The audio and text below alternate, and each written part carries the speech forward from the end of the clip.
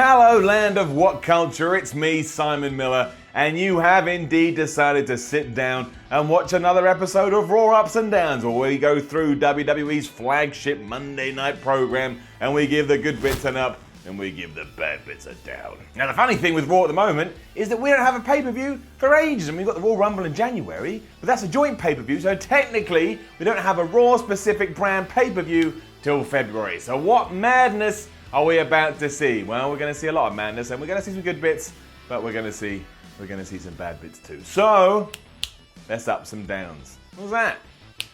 Don't know.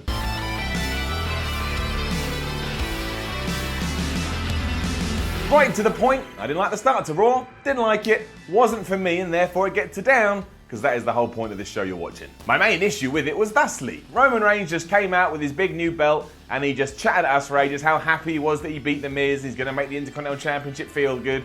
And they're like, actions, Roman, action, not words. How about rather you just sit there and talk a lot, you actually go out there and prove you can make this belt mean something. And it was all just a bit boring, really.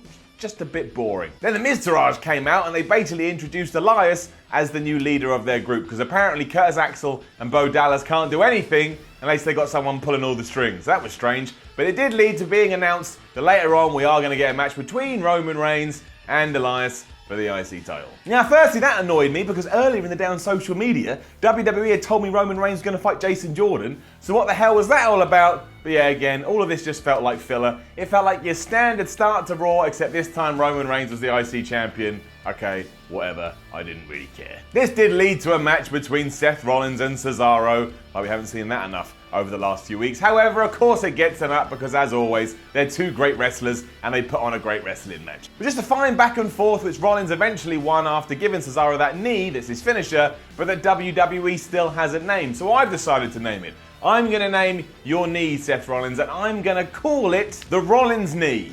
No, that sucks. Kneepocalypse. No, that sucks too. Heed the need. That doesn't make sense. Need to win the match. These are getting worse, let's move on. The weird bit was that after the bout, Rollins got on the mic and basically said, yeah, I have no idea where Dean Ambrose is. I mean, I know he's on his honeymoon, but I haven't chatted to him in about a week. And the commentators had made that apparent early in the show as well. And maybe I'm reading into it, but it did kind of feel like they're already teasing a breakup for the Shield, and the Shield basically haven't done anything at this point, and Roman Reigns is the IC title holder. We are getting a World Tag Team title match next week between the Shield and the Bar, and that's fine, but please, WWE, just pick some champions and put them in a new feud. We've seen this enough, and we don't need to see it anymore. Then it's that time on Ups and Downs where we break the whole point of the review system, but I can't help what WWE does, especially when they go nuts like they did here. But Samoa Joe did take on Titus O'Neil, and well, just wasn't very good. At one point, I think both guys just stopped and stared at each other, and that was really awkward, so therefore it gets a down. However, Joe not only whoop-tighted his ass in about 2 minutes, but then Apollo Crews got in the ring, and Joe whooped his ass too, and that is an up, because I love seeing Joe booked strong, because Samoa Joe is just a great professional wrestler. It makes me happy, and given what happened later on in the show, maybe we're going to give the Samoan one a big push. Maybe not. But let's believe, and let's be positive. And it's a down once again for Gallows and Anderson, who have been reduced to just shilling merchandise on the WWE store, much like they did last week. What are we doing? We've got a great tag team here. We need tag teams on Raw, and yet they're sales assistants. Madness. And then we then got all the follow-up from the Page stuff last week. You know what? It was quite fun. Quite enjoyed it.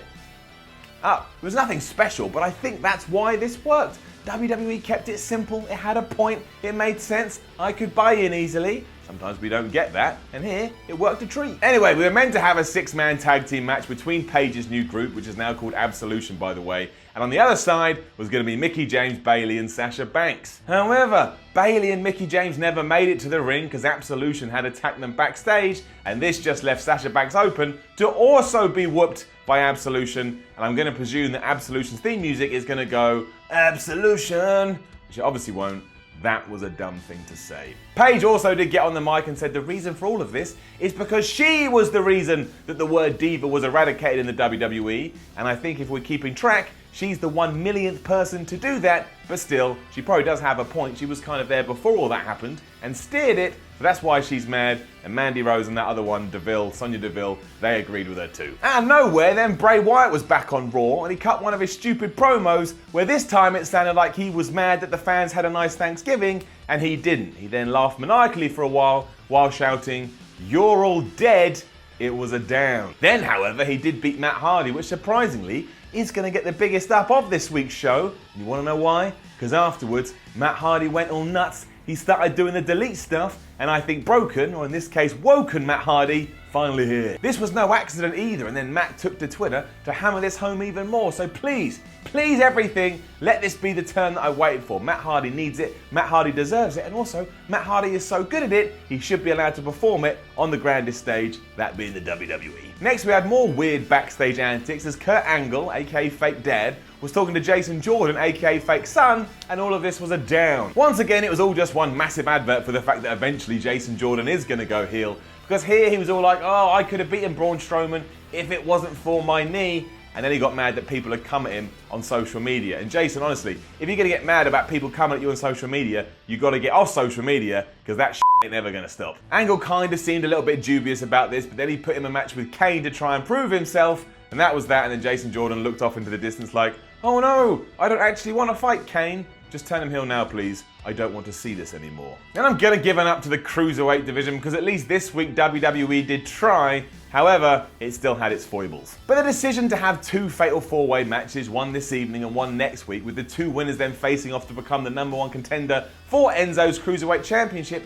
at least put a little bit of narrative in proceedings. There's a little bit of story there. There's a little bit of something we can grab onto and try and enjoy over the next few weeks. Rich Swann did come out the winner here, and he was taking on Tozawa, Noam Dar, and Daivari. And then next week, yeah, we'll get another one, and then Rich Swann will take on whoever. I still think these matches could be more Cruiserweight. Sometimes not that much Cruiserweight, but still, at least WWE gave it a shot. The ups keep on coming, because next it was the Elias versus Roman Reigns match, and again, it wasn't anything magnificent, but it was fine. Did the job. It was a solid IC title match. Gets it up. It was your traditional Raw fight that ended, of course, with Roman Reigns getting a spear in the win, because what else was going to happen? But it's what happened afterwards that was cool, because Samoa Joe ran out and he choked out Roman Reigns, and I'm guessing this is our long-term IC title program. Roman Reigns, Samoa Joe, I'm alright with that. As long as Joe wins. Joe has to win.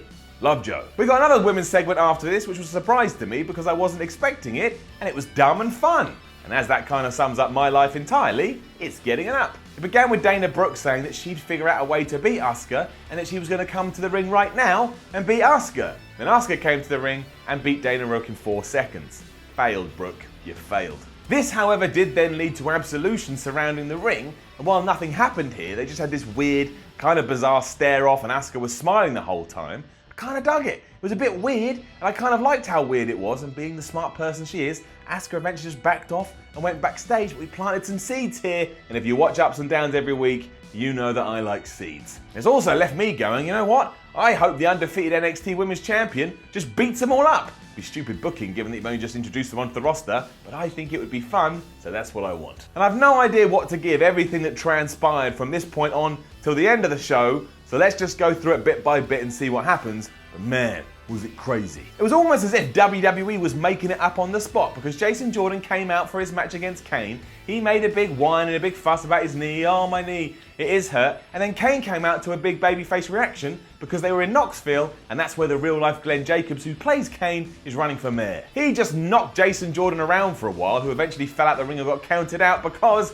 you guessed it, his dodgy knee. And then Kane just dragged him back in the ring and kicked his ass over and over again, and it made Jason Jordan look stupid, so I'm guessing I'm gonna have to give that a down. Then Angle just decided he wanted a proper main event, so he put Finn Balor in a match against Kane, and Finn Balor did technically win by DQ because Kane smacked him with a chair, but then Kane ended his life as well pretty much, and that gets a down as well. That devastation continued for a while until, of course, Braun Strowman's music hit, and he walked down to the ring because he wanted to get revenge against Kane, because last week Kane had tried to kill him, so Braun had obviously thought, what's the best way to make up for this? I'm going to try and murder Kane.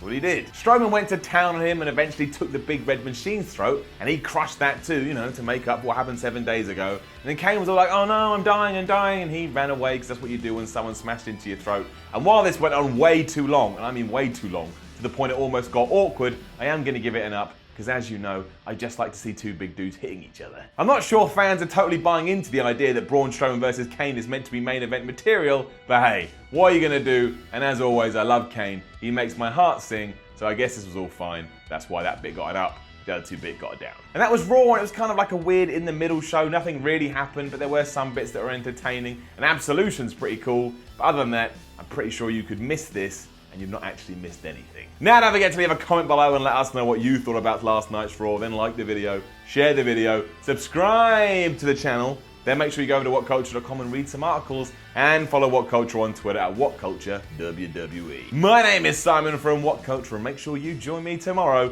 when I'll be upping some SmackDown downs. So, thanks for watching. Please feel free to click on any of these things around my head, or something terrible might happen to the dog. Too sweet me, bro. Traitor. Traitor.